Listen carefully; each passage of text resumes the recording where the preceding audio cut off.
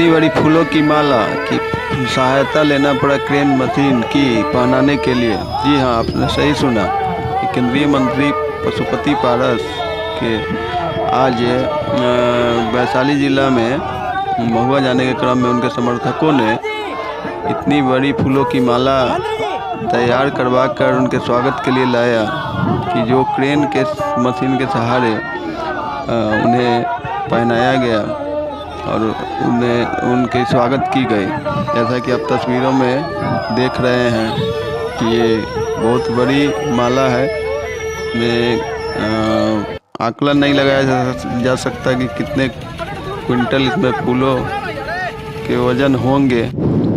तो आप सीधे तस्वीरों में देख सकते हैं उनके स्वागत में उनके कार्यकर्ताओं ने, समर्थकों ने ये पेशकश की उनके समक्ष।